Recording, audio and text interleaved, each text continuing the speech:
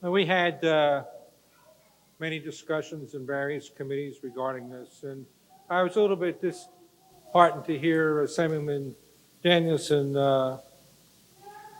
speak of the Republican side not being concerned about public safety. I thought that was a little vitriolic, but I understand it's been a very passionate subject, so we'll let that slide. What I want to discuss in the beginning is that this bill seems to show lack of concern for victims who could, if they had the ability, protect themselves in certain situations. There is one woman who I mentioned in several of the committee hearings. Her name was Petra Roden. Miss Roden had 3 children, and she was a DoorDash delivery person in Patterson. And she was ambushed while performing her last delivery on the night of her murder. And she was ambushed. She went through the delivery, picked up the food, and she was chased down, hunted down like a dog. And she was shot, and her car drove through a fence and into a person's shed. And then she was taken to St. Joseph's Hospital in Patterson, where she died. And her children all said after the aftermath of all this, what a wonderful mother she was. Isn't that sad? What a wonderful mother she was. And then some other relatives also agreed, saying that she was a pillar of the community, a law-abiding citizen who might have perhaps defended herself in this carnage. Then we have Carol Bowen.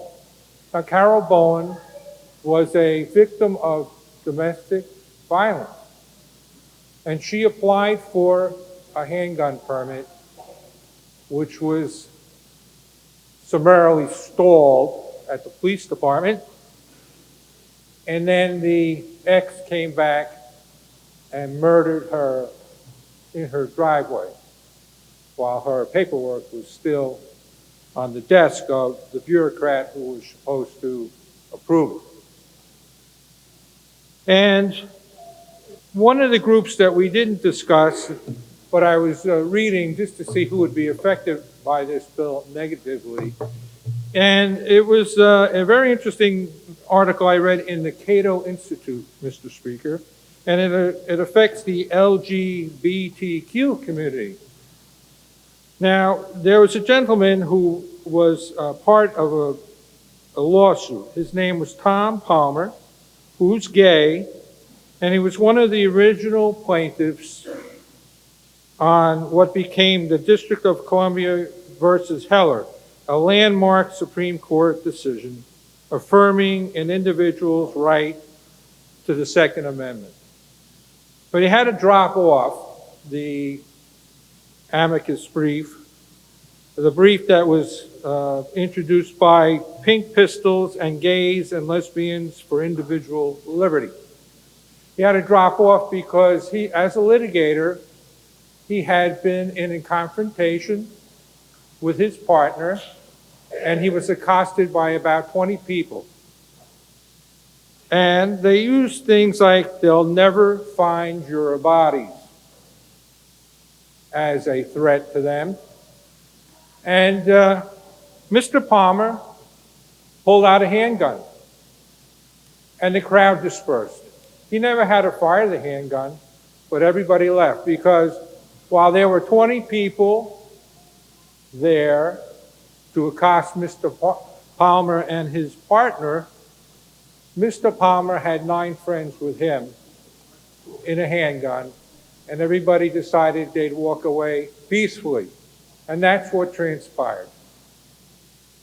I really feel that if we're going to take a person's right to defend themselves away from them, we're doing such a disservice to the citizenry of our state, and we really need to contemplate the deleterious effects that that will have and the emboldenment of what criminals will do, knowing that they have the soft underbelly of New Jersey at their hand.